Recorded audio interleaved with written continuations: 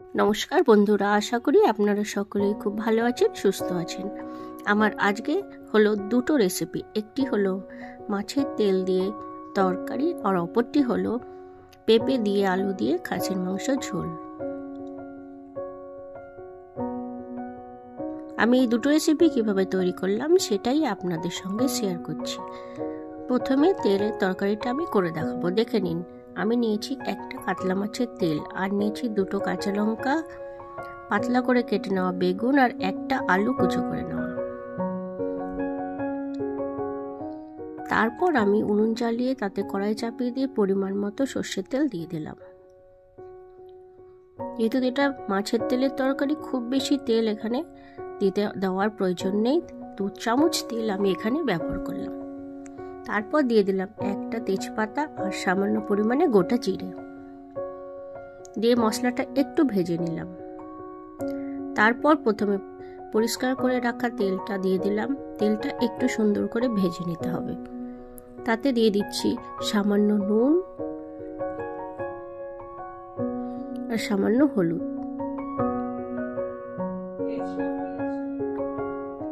আর দিয়ে দিচ্ছি 3টে চেরা কাঁচা লঙ্কা। সমস্ত কিছু ভালো করে নেড়ে চেড়ে 2 মিনিট মতো সুন্দর করে প্রথমে ভেজে নেব, যাতে মাছের যে আঁশটানি গন্ধটা সেটা একটু কমে যায়। খানিকক্ষণ সুন্দর করে ভেজে নেবার পর সেই সবজিগুলো সমস্ত তাতে দিয়ে দেব।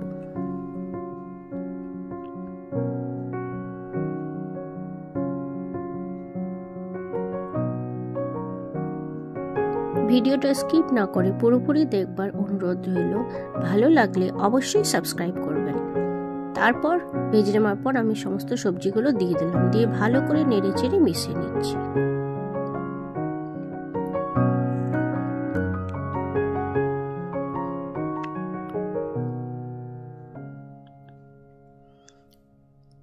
ভালো করে নেড়ে চেড়ে মিশিয়ে নেবার পর দিয়ে দিলাম 5 মিনিট মতো তরকারিটা একটু ঢেকে রাখলাম। তারপর 5 মিনিট পর ঢাকা খুলে নিয়ে দিয়ে দিচ্ছি পরিমাণ মতো হলুদ গুঁড়ো, ছোট চামচের 1/2 চামচ ধনে গুঁড়ো, আর 1/2 চামচ জিরে গুঁড়ো, দিয়ে সবকিছু আবার ভালো করে নেড়ে চেড়ে মিশিয়ে নেব।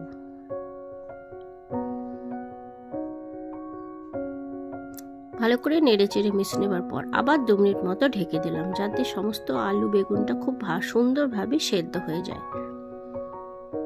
যতক্ষণ পর্যন্ত ভালোভাবে সেদ্ধ না হয় ততক্ষণ বারে বারে ঢাকা দিয়ে তরকারিটা রান্না করে নিতে হবে।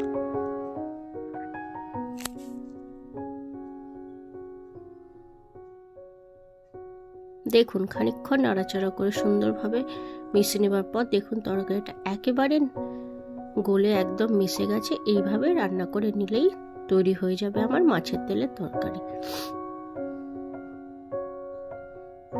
আপনারা যারা মাছের তেল খেয়ে থাকেন তারা অবশ্যই একবার এভাবে রান্না করে দেখবেন যে কতটা সুস্বাদু হয়।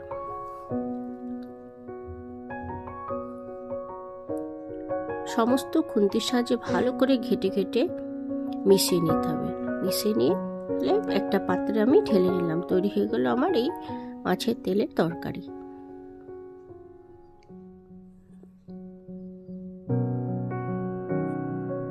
তারপর আমি তৈরি করে দেখাবো খাসির মাংসের পেঁপে আলু দিয়ে হালকা পাতলা ঝোল। দেখুন, প্রথমে আমি খাসির মাংসটা ভালো করে ধুয়ে পরিষ্কার করে নিয়ে নুন, হলুদ আর লঙ্কার গুঁড়ো দিয়ে 8 ঘন্টা ম্যারিনেট করে রেখে দিয়েছিলাম। তারপর তার জন্য নিয়েছি পেঁয়াজ কুচি, আদা রসুন কাঁচা লঙ্কা, আর পেঁপে আলু আর গোটা রসুন।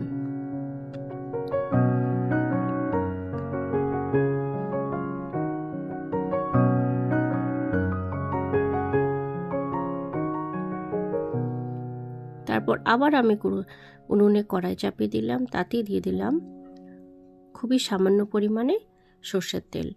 এখানে 2 চামচ মতোই সর্ষের তেল আছে। তারপর তেলটা গরম হয়ে গেলে কেটে রাখা আলু আর পেঁপেগুলো সামান্য ভেজে নেব।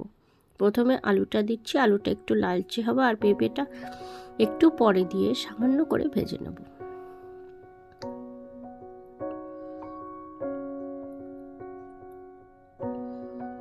আলুগুলো খানিকক্ষণ ভেজে নেওয়ার পর সেই কেটে রাখা পেঁপেটা আমি দিয়ে দিলাম।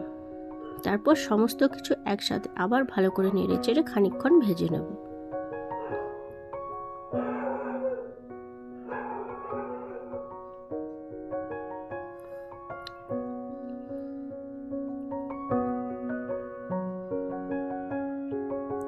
হালকা লাল লাল করে ভেজে নেওয়ার পর আমি সবকিছু একটা পাত্রে তুলে নিচ্ছি।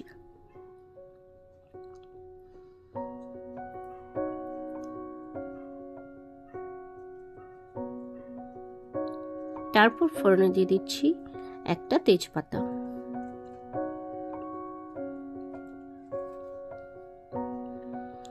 আর দিয়ে দিলাম দুটো এলাচ, দু টুকরো দারচিনি, আর সামান্য গোলমরিচ আর দুটো লবঙ্গ।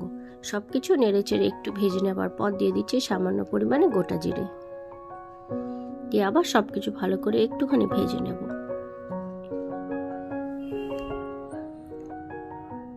তারপর কুচিয়ে রাখা পেঁয়াজ কুচিটা সমস্ত দিয়ে দিলাম।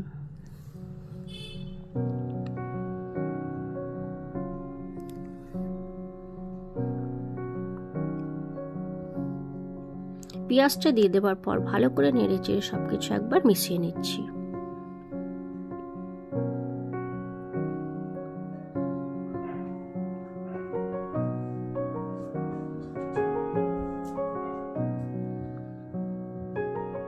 তারপর দিয়ে দিচ্ছি পেঁয়াজটা তাড়াতাড়ি ভেজে নেওয়ার জন্য ছোট চামচের 1 চামচ চিনি আর সামান্য নুন।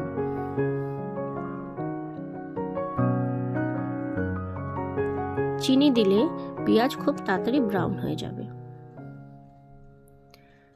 খানিকক্ষণ ভালো করে নেড়েচেড়ে ভেজে নেওয়ার পর দিয়ে দিলাম আদা রসুন কাঁচা লঙ্কা পেস্ট, দিয়ে সেটাকেও 2 মিনিট সুন্দরভাবে নেড়েচেড়ে ভেজে নেব, যাতে আদা রসুনের কাঁচা গন্ধটা চলে যায়।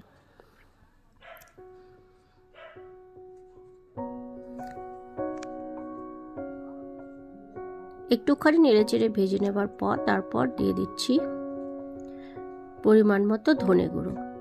এখানে ছোট চামচের 1 চামচ ভরে ভরে ধনে গুঁড়ো আছে।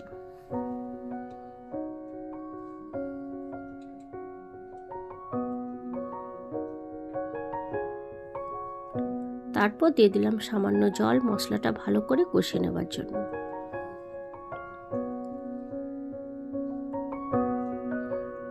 আমি হলুদ লঙ্কা গুঁড়োটা প্রথমেই মাংসতে মাখিয়ে নিয়েছি, তাই শুধু ধনিয়া জিরে গুঁড়োটা পরে ব্যবহার করলাম।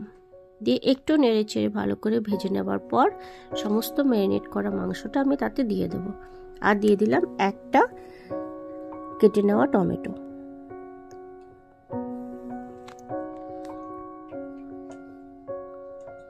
সবকিছু আরেকবার ভালো করে নেড়ে চেড়ে মিশিয়ে নিয়ে ম্যারিনেট করা মাংসটা সমস্ত ঢেলে দেব।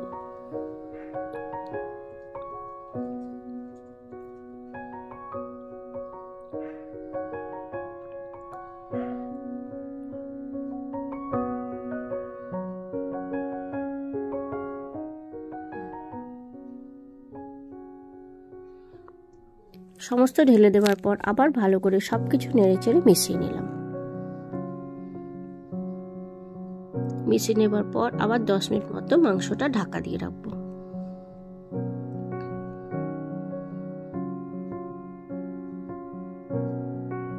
দশ মিনিট পর ঢাকা খুলে নিয়ে আরেকবার নেড়ে চেড়ে মিশিয়ে দিচ্ছি। এইভাবে আমি 2-3 বার ঢাকা দেব আর ভালো করে নেড়ে চেড়ে সবকিছু কষিয়ে নেব।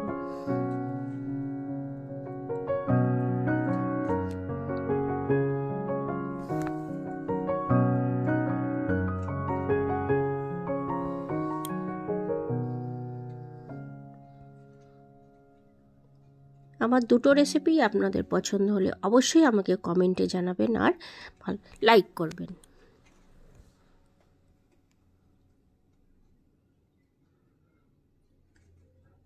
দুবার থেকে কষিয়ে নেবার পর তারপর দিয়ে দিচ্ছি সেই গোটা রসুনটা, দিয়ে ভালো করে নেড়ে চেড়ে সবকিছু মিশিয়ে নিয়ে আরও একবার ঢেকে রাখবো।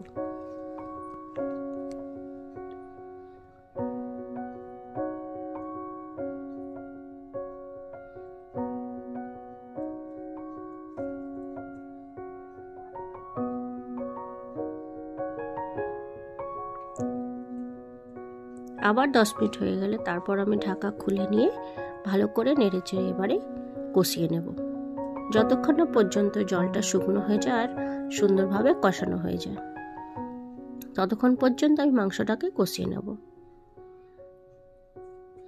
মাংস থেকে যতটা জল বেরিয়েছে সমস্ত শুকিয়ে যাওয়ার পরই তারপর আমি এটাকে কুকারে দিয়ে সিটি দেব। খানিকটা জল এখন একদম শুকিয়ে গেছে, তারপর আমি দিয়ে দিচ্ছি 2 চামচ মতো টমেটো সস। টমেটো সসটা পুরোপুরি অপশনাল, আপনারা পছন্দ করলে দেবেন, না হলে বাদ দিয়ে দেবেন। টমেটো সসটা দিয়ে ভালো করে নেড়েচেড়ে একটু মিশিয়ে নেবার পর দিয়ে দিচ্ছি কেটে রাখা সেই ভেজে রাখা আলু পেঁপেটা, দিয়ে সব কিছু ভালো করে আরও একবার মিশিয়ে নিচ্ছি। অবশ্যই আপনারা দেখতে পাচ্ছেন বন্ধুরা, এখন একদমই জল নেই, পুরো শুকনো হয়ে কষানো হয়ে গেছে।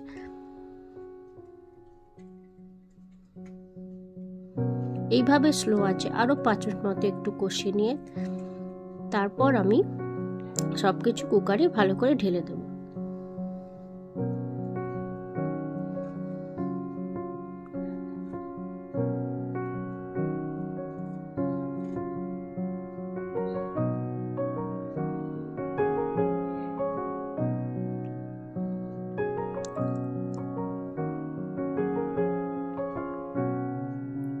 দেখুন আমি একটা কুকার নিয়ে নিয়েছি, তাতে আস্তে আস্তে একটা হাতের সাহায্যে সমস্ত মাংসটা ঢেলে দিচ্ছি।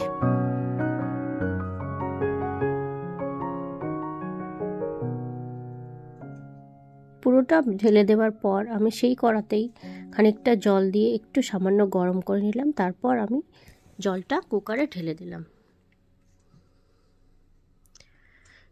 জলটা কুকারে ঢেলে দেওয়ার পর দিয়ে দিচ্ছি পরিমাণ মতো গরম মশলা গুঁড়ো, দিয়ে তারপর আমি কুকারের ঢাকাটা বন্ধ করে দিচ্ছি। কুকারের ঢাকা বন্ধ করে দেওয়ার পর 2টো সিটি হয়ে যাওয়ার পর আমি নিচে থেকে খুলে নিয়েছি এবং একটা পাত্রে ঢেলে নিয়েছি। আপনাদের ভালো লাগলে অবশ্যই লাইক করবেন। ধন্যবাদ।